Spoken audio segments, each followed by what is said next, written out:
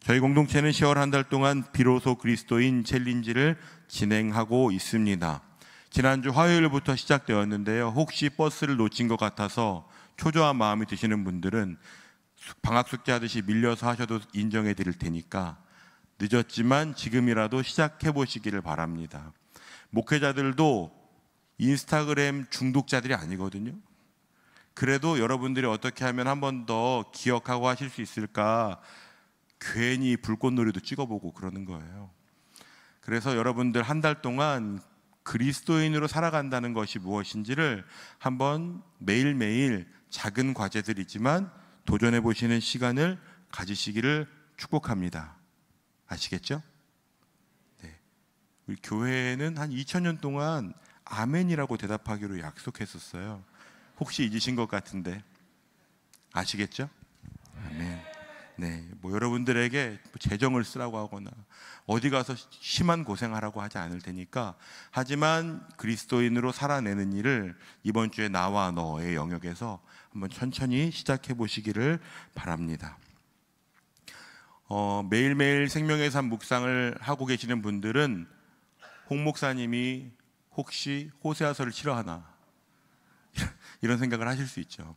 오늘부터 3주 동안 다윗이라는 사람에 대해서 좀 나눠보려고 합니다. 다윗은 그리스도인은 아니었지만 성경은 다윗을 그는 내 마음에 합한 사람이야 라고 평가합니다.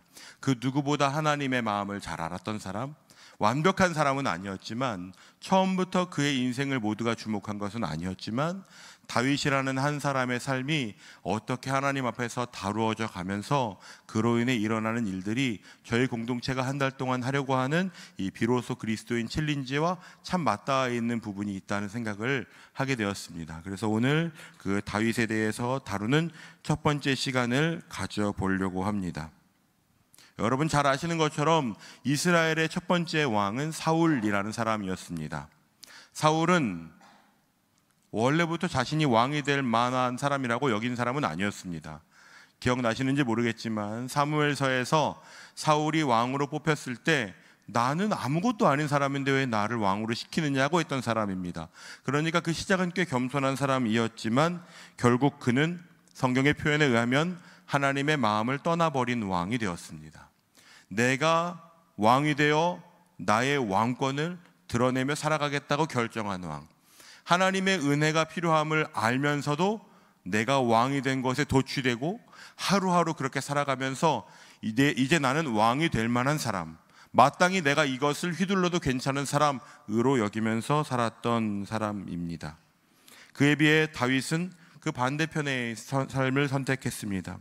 사도행전 13장 21절과 22절에 보면 베냐민 지파 사람 기스의 아들 사울을 40년 동안 허락하셨다가 패하시고 다윗을 왕으로 세우시고 증언하실 때 이렇게 말했다고. 우리 노란색 글씨는 그 다음 페이지에 있겠죠?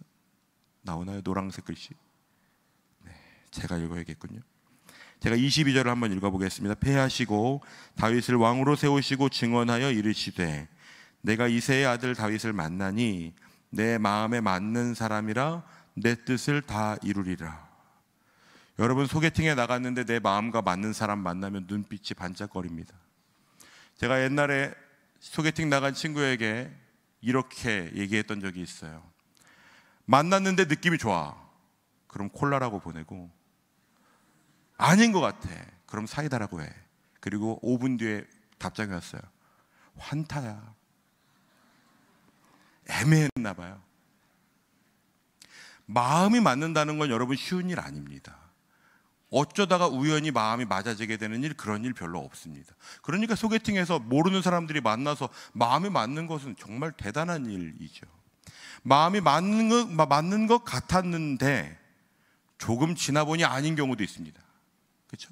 그러니까 지금 성경이 다윗을 향해서 그는 내 마음에 맞는 사람, 내 뜻을 다 이룰 사람이라는 것은 다윗이 어떤 삶을 살았는지를 우리가 충분히 유추하게 해줍니다. 적어도 하나님의 마음에서 어긋나는 길을 가지 않으려고 몸부림쳤을 겁니다. 어려서부터. 그게 어느 순간부터 갑자기 자, 오늘부터 맘먹고 해볼까? 비로소 그리스도인 챌린지가 시동이 잘 안 걸리는 이유 중에 하나는 뭔지 아세요? 내가 그렇게 사는 것이 좀 어색하기 때문이에요.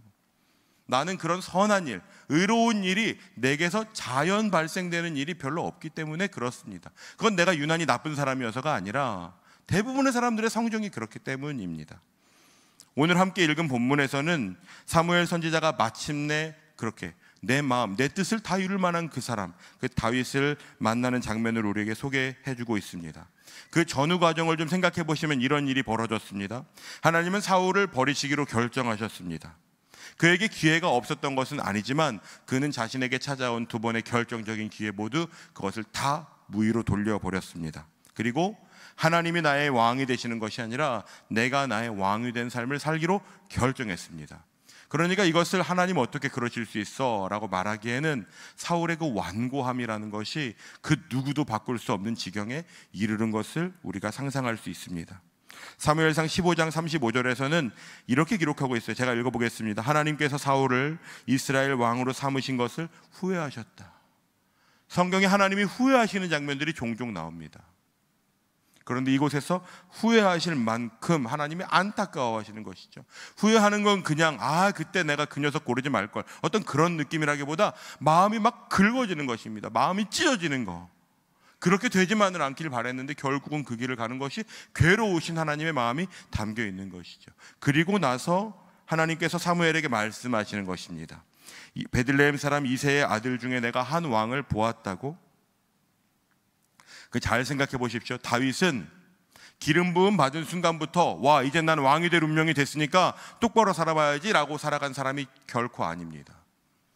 기름 부음 받기 전에, 심지어 아버지도 다윗을 주목하기 전에, 형들도 다윗을 주목하기 전에, 세상에 그 누구도 자신을 주목하지 않았을 때, 아무도 나를 바라보고 있지 않을 때에도 다윗은 하나님을 인식하며 살았던 삶을 사는 사람이었습니다. 하나님이 그것을 보셨다고 이야기하는 것입니다. 지금 다윗의 형편을 보십시오. 그는 어린 나이에, 쉽게 말하면 이런 겁니다. 결혼식이 벌어졌는데 나만 쏙 빼놓고 다 가서 식사하는 거예요. 너는 양 지키는 데 좀 있어. 나중에 내가 반찬 싸와서 줄게. 그거 위로가 되겠습니까?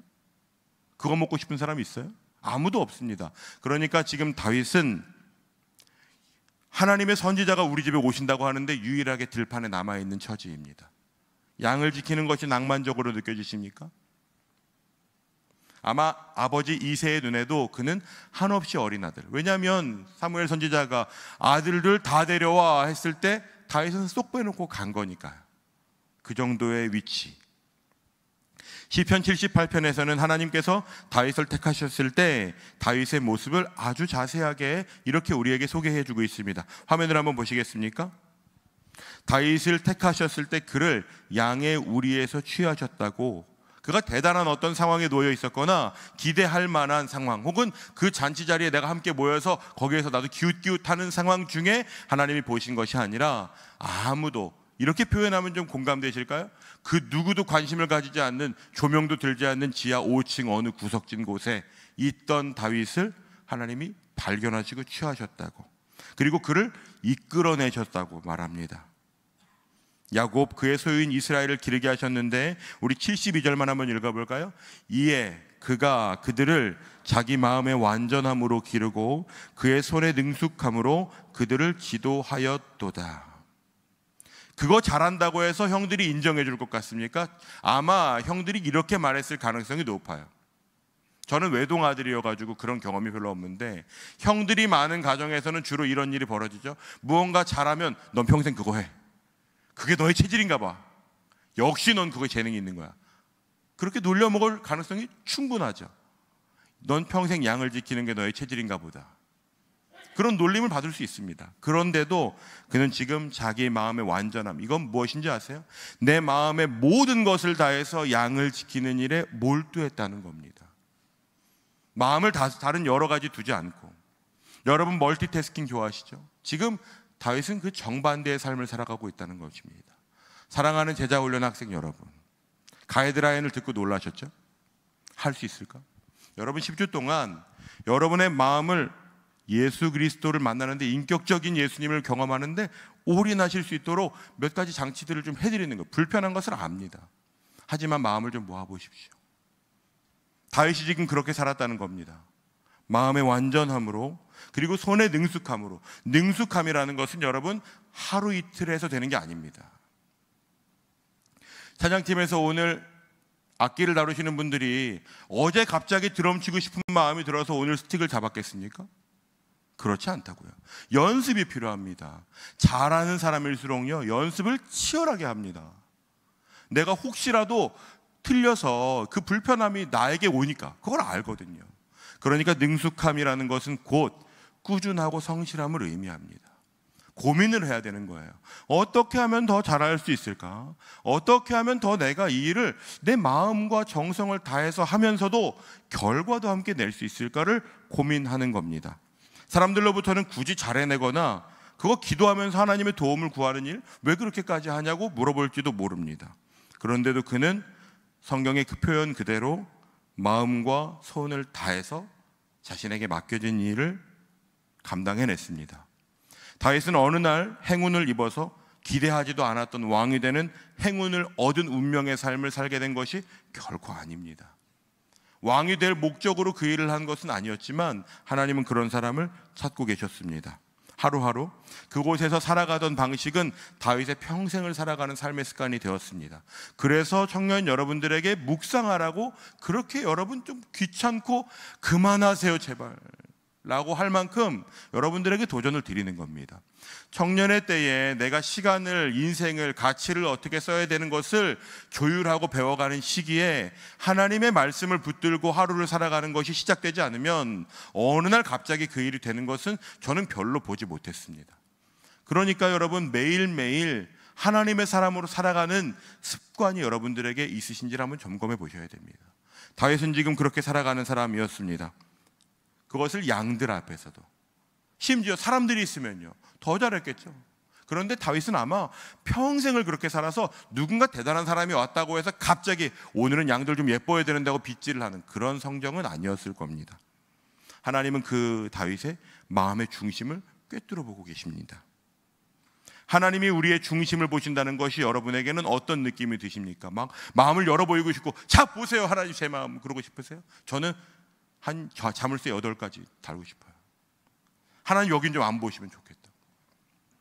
최근에 아주 많은 분들이 OTT 서비스 흑백 요리사를 재밌게 보시는 것 같습니다. 제가 너무너무 신기한 건 뭐냐면, 요리한 사람들이 어떤 의도를 가지고 요리했는지를 눈을 감고 먹으면서도 알아채는 지점입니다. 평생 한 영역에 미쳐있는 사람들, 저는 그 두 분이 미친 사람들 같아요. 그 심사위원들이요. 그분들은 정말 그 요리만 딱 보면 이거 어떤 의도로, 어떤 레퍼런스로 했는지 알아챌 것 같습니다. 그 정도. 어떤 한 분야에 정통한 분들하고 몇 마디 말만 섞어봐도 내 생각이 다 간파되는 것 같은 느낌을 받을 때가 있어요. 저는 종종 두성강 목사님하고 기타 얘기를 합니다. 그러면 어떤 그 영혼의 통함을 느낄 때가 있어요. 어떤 지점에 미쳐있는 사람. 근데 하나님은 어떠실까요? 하나님은 우리가 오늘 뭐라고 고백했어요? 태초부터 영원까지를 다스리시는 분이시라고 합니다. 그 하나님이 내 마음을 감찰하신다면 막 두려움이 생기지 않으시겠어요? 그런데 제가 성경을 곱씹고 곱씹으면서 발견한 것이 있습니다. 다윗은 그런 삶을 살지 않았구나라는 것입니다. 다윗은 하나님을 의식하면서 이런 고백들을 해가요. 제가 한번 읽어드릴게요. 일부러 자막으로도 안 넣습니다. 시편 18편 2절 말씀입니다. 다윗은 하나님을 이렇게 고백해요. 한번 다윗이 고백한다고 생각하시고 들어보십시오. 여호와는 나의 반석이시오, 나의 요새시오, 나를 건지시는 이시오, 나의 하나님이시오, 내가 그 안에 피할 바이시오, 나의 방패시오, 나의 구원의 뿌리시오, 나의 산성이시로다. 다윗이 하나님을 어떻게 인식했는지 여러분 아시겠습니까? 그 놀라우신 능력의 하나님을 나와 싸우는 존재로 여기지 않았습니다. 그분이 나의 편이시라고, 그분이 나를 도우신다고, 천지를 다스리시는 분이 나의 삶을 인도하고 계신다고, 그분이 나의 산성이자 요새가 되신다니, 그 소망을 가지고 살아가는 거죠. 그럼 어떻게 대충 살겠습니까? 어떻게 남들이 하는 대로 살겠어요? 형들이 나한테 시킨 것이 5 정도면 한 4.5 정도 하고, 형들 잘 모르니까 어떻게 그렇게 여기면서 살겠습니까? 하나님을 의지하고 믿으면서 나의 편으로 여기면서 살아가던 사람이 바로 다윗입니다. 제가 너무 다윗을 미화하는 것 같습니까? 사무엘상 17장 말씀입니다. 다윗이 사울에게 말하되 주의 종이 아버지의 양을 지킬 때에, 하나님이 다윗을 보셨을 그때입니다. 사자나 곰이 와서 양떼에서 새끼를 물어가면 내가 따라가서 그것을 치고 그 입에서 새끼를 건져내었고, 그것이 일어나 나를 해하고자 하면 내가 그 수염을 잡고 그것을 쳐 죽였나이다. 주의 종이 사자와 곰도 쳤은즉 살아계시는 하나님의 군대를 모욕한 이 할례 받지 않은 블레셋 사람이리이까 그가 그 짐승의 하나와 같이 되리이다. 잘 보십시오. 또 다윗이 이르되 여호와께서 나를 사자의 발톱과 곰의 발톱에서 건져내셨은즉 나를 이 블레셋 사람의 손에서도 건져내시리이다. 이것이 다윗의 믿음의 고백입니다. 두려운 상황을 만났겠죠. 사자나 곰 만나보신 분 계세요? 사파리에서만 보는 거 말고. 그런데 그 사자와 곰을 내 앞에서 물리치시는 하나님, 알게 되는 것이에요. 그 위험천만한 상황, 내 목숨이 왔다 갔다 하는 상황에서 하나님은 내 편이시구나. 그러니까 여러분에게 종종 찾아오는 어려움 가운데 여러분 하나님을 신뢰하는 것을 포기하시면 안 됩니다. 때로는 이해할 수 없는 상황이 펼쳐지고, 때로는 왜 나한테 이런 일이 벌어지나 싶은 원망이 솟구칠 때 여러분 그때 이 말씀을 기억하셔야 됩니다. 하나님이 이것을 어떻게 역전시키시려고 하나. 하나님이 내 편이라고 했지. 다윗이 믿는 고백이 바로 그것입니다. 사자나 곰의 발톱에서 자신을 건지셨던 그 다윗, 양떼를 치던 그때 다윗이 고백한 하나님은 나를 구원하시는 하나님이셨습니다. 혹시 여러분 가운데 나이가 어려서 신앙생활한 지가 얼마 안 돼서 지금은 내가 처한 상황이나 환경이 예수님을 제대로 믿기에는 좀 아직까지는 너무 바쁘고 준비해야 될 것도 많고, 여러분 다윗은 그런 핑계를 다 뒤로 하고 그때에도, 그리고 기름 부음을 받은 뒤에도, 왕이 된 뒤에도 하나님을 따라 살아가는 것을 선택했던 사람입니다. 그러니까 하나님으로부터 아까 사도행전에 말한 것처럼 내 마음에 맞는 사람, 이 맞는다고 할 때는 영어 성경에 fit이라는 표현을 써요. 꽉 맞는다고요. 아구가 흔들흔들거리지 않고 꽉 맞는 것을 의미해요. 하나님의 그 마음과 내 마음이 정확히 일치하는 그런 삶을 살아가게 되었던 것입니다. 여러분, 이거 다시 한번 말씀드리지만 스마트폰에 앱 하나 깔듯이 그냥 마음 먹으면 되는, 어느 날 갑자기 시작되는 그런 일 아닙니다. 하루하루 여러분의 마음을 써야 합니다. 여러분의 시간을 때로는 쓰셔야 됩니다. 때로는 내가 진짜 왜 이렇게 살지 못하는지 마음에 답답함이 차올라서 어디가 소리도 좀 지르고 싶고, 저는 매주마다 거의 설교를 하는 삶을 사는데 제 삶이 정말 제가 소망하고 기대하는 대로 되지 않는다는 것을 얼마나 많이 느끼는지 몰라요. 그런 답답한 마음이 차올라야죠. 근데 어느 때는 괜찮습니다. 그래도 그럴 때 여러분 위기감을 느끼셔야 돼요. 내 삶이 전혀 내 믿음의 기대와 다른데도 괜찮네. 마음을 먹으셔야 됩니다. 언제 마음을 먹어야 될까요? 지금이요, 지금. 오늘 여러분 그런 마음을 좀 사시기를 축복합니다. 우리는 이번 한 주 동안 나와 너의 영역에서 그리스도인으로 살아내는 것을 도전하는 주간을 보내고 있습니다. 내 삶의 영역에서, 그리고 내가 마주한 그 한 사람, 대단히 우주 전체를 평화롭게 만들려고 안 할 테니까 내가 살아가는 영역과 내가 마주한 한 사람, 그 영역 앞에서, 그러니까 이렇게 생각하시면 돼요. 내 손이 뻗을 수 있는 공간 정도, 한 평 정도 되는 그 공간을 한번 그리스도인으로 살아내보는 것입니다. 빌 하이벨스 목사님이라는 아주 유명한 저작가가 쓴 책, 이런 책이 있습니다. 아무도 보는 이 없을 때 당신은 누구인가. 이 책은 제목 자체가 상당히 모순적입니다. 왜냐하면 하나님이 언제든 우리를 바라보고 계신다는 것을 전제하고 있기 때문입니다. 아무도 당신을 바라보지 않을 때는 없습니다. 왜냐하면 하나님이 우리를 늘 바라보고 계시기 때문입니다. 지난주에 챌린지에 도전하신 분들은 나를 위한 기도도 해보시고 시간도 보내보시고 취미생활도 가져보고 어제는 감사 제목도 써보시고 오늘 아마 도장 받으신 분들이 계실지 모르겠습니다. 이번 주에는 이런 일들이 있습니다. 내일은 운동하는 날이래요. 벌써 두렵습니다. 교회에서 운동을 시킨다니. 다행히 달리기는 없어요. 걷기, 숨쉬기. 아마 저를 굉장히 배려해서. 건강한 음식 먹기. 소망이 막 생기죠. 그러다가 또 미디어 음식.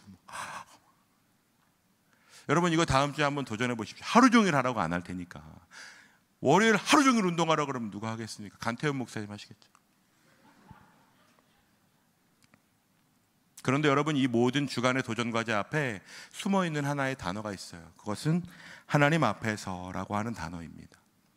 하나님 앞에서 건강한 삶을 살아보는 것, 하나님 앞에서 건강한 음식을 찾아보는 것, 하나님 앞에서 미디어 금식도 한번 해보시는 것, 그 시간이 얼마나 되었든지. 그렇지 않으면 여러분, 이것은 세상에서 하는 자기 개발하고 똑같은 겁니다. 세상 사람들도 건강한 음식을 챙겨 먹습니다. 세상 사람들은 건강한 미디어를 보려고 도전합니다. 그러니까 여러분, 결과는 비슷할 수 있지만 우리는 그 동기가 달라요. 하나님 앞에서 살아보는 일을 하는 것입니다. 세상에 다윗 당시에 다윗처럼 치열하고 성실하게 살았던 목동이 적어도 한 명은 있었겠죠. 있었을 겁니다. 그러니까 아웃풋은 비슷해요. 정말 양떼를 성실하게 길렀다는 평가는 비슷할 수 있습니다. 그런데 동기가 달라요. 다윗에 있는 그 동기는 하나님이 나의 구원자가 되시고 나는 하나님을 믿는 사람이라고 하는 과제 앞에서, 그 앞에서 내게 맡겨진 하루를 성실하게 살아가는데 오늘 나의 미션이 양떼를 치는 것일 뿐입니다.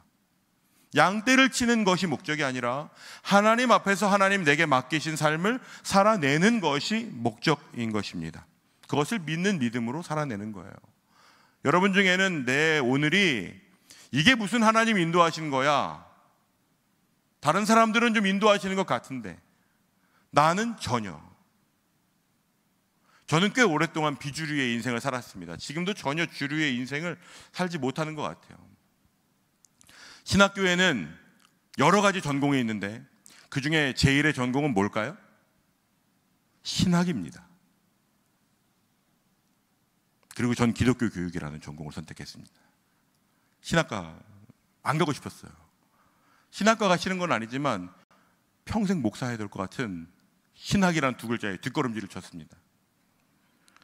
군대 가가지고도 그 직업 군인을 하면 병과라는 걸 선택합니다.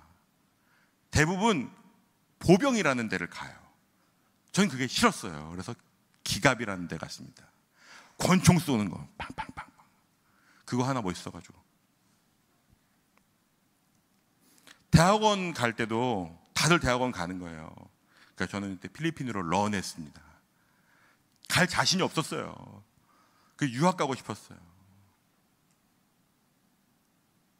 그런데 그러고 나니까 자꾸만 제 마음에 어떤 생각이 드냐면, 누군가는 하나님이 인도하시는 것 같은데 나는 왜 이렇게 빙빙 도나, 이런 생각이 들었습니다.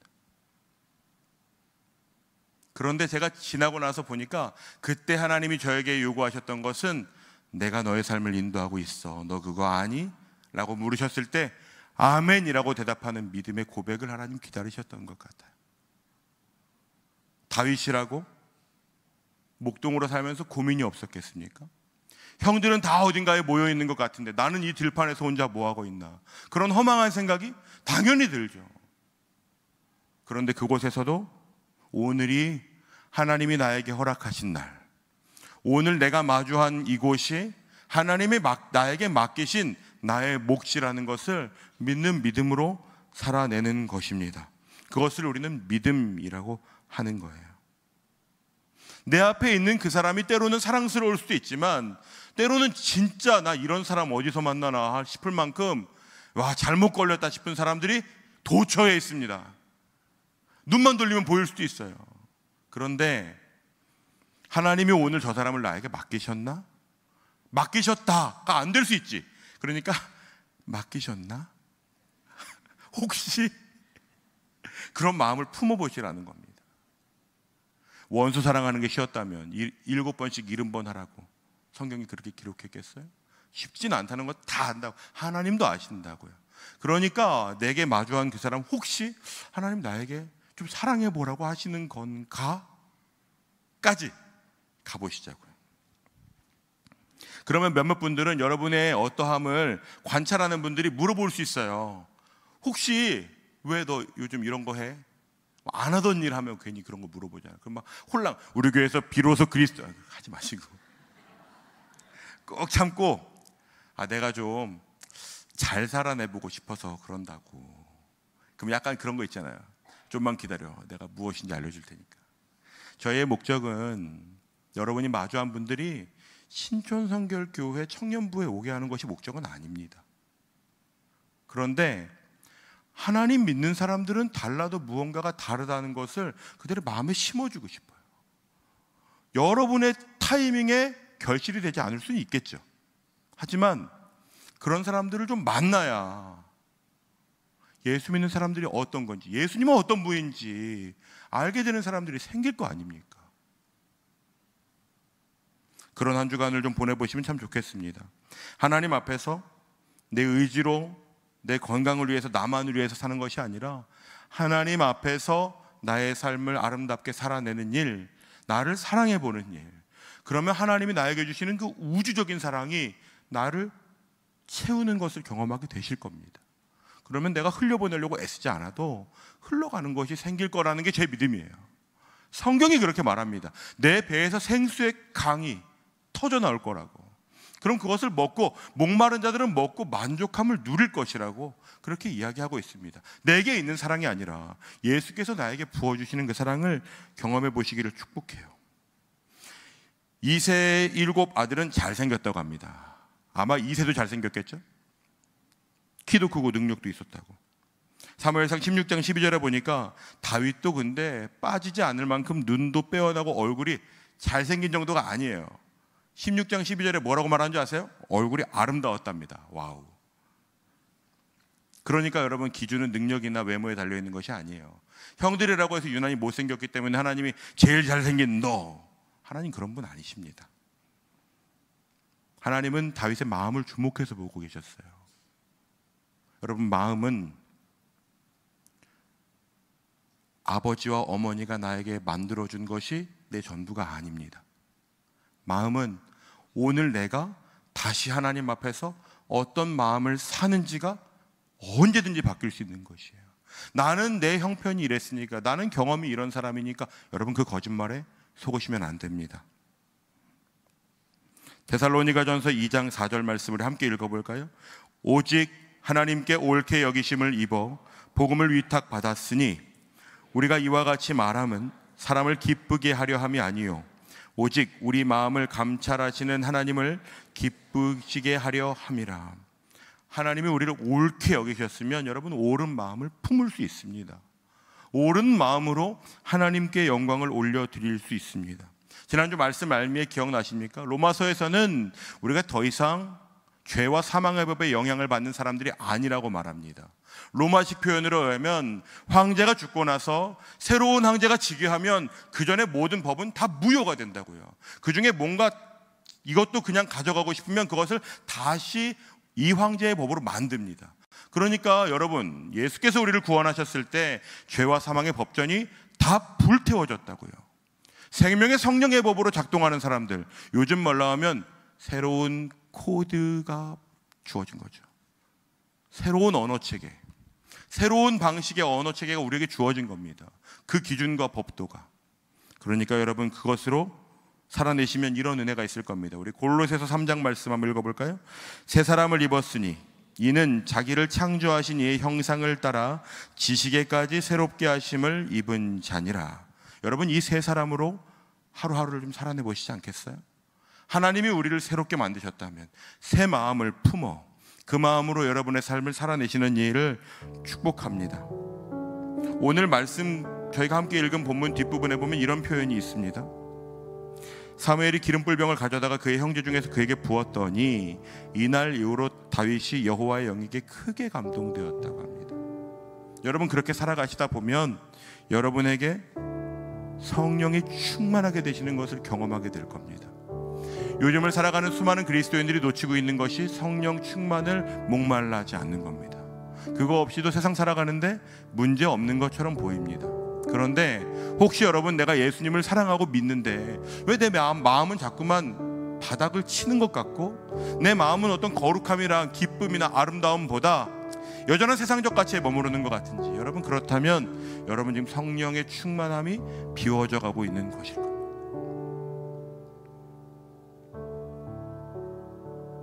하나님은 우리를 무엇이라 계시냐면 우리를 나라와 제사장으로 삼으셨다고 계시록 말씀에 기록하고 있습니다.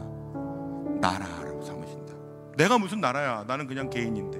하나님은 그렇게 보시지 않는다고요. 여러분 각자를 하나님의 나라를 드러낼 사람들로 보내십니다. 외국에서 대사관이 우리나라에 오면 그곳은 한국 땅에 있는 것 같아도 그 대사관 안은 그 나라의 영토인 거 아시죠? 그 대사는 우리나라 사람 아닙니다. 그 사람 한 명으로 그 나라가 대신돼요. 하나님께서 우리에게 너희를 내가 나라와 제사장으로 불렀다고. 하나님 우리를 그렇게 여기십니다. 그렇다면 여러분이 살아내는 그곳이 비록 아무도 관심을 보이지 않고 헛수고하는 것 같고 형들한테 다 당하는 것 같고 시간 낭비하는 것 같이 느껴지고 의미는 있는 것 같은데 동력이 없어서 오늘 하루 간신히 살았네. 돈 벌려고 이거 하는 거지 뭐. 근데 내면의 소리가 막 그런 게 올라오는 그곳에서 하나님의 은혜 가운데 상황은 전혀 바뀌지 않았는데 오늘을 살 이유가 발견되고 하나님의 영광스러운 나라가 드러날 수 있다면 내가 이곳에 있어야지 하는 소망이 여러분의 삶의 동력이 되는 귀한 시간이 되시기를 축복합니다. 이 시간 함께 좀 기도하고 싶습니다. 다윗이 불렀던 노래를 함께 좀 부르고 싶습니다. 다윗은 이 노래를 언제 불렀을까요? 왕궁에서 왕위가 충만하게 차올랐을 때 이 노래를 불렀을까요? 아마 그는 어린 시절부터 양떼를 기르던 그때부터 이 노래를 기억하고 불렀을 겁니다. 여러분 이번 한 주 동안 삶이 좀 요동치고 흔들리실 때 이 노래를 찾아서라도 혹은 이 가사라도 읊으며 한 주간을 좀 살아내보시지 않겠습니까? 우리 이 찬양을 함께 주님께 고백하고 기도하기를 소망합니다. 그는 나의 주 아버지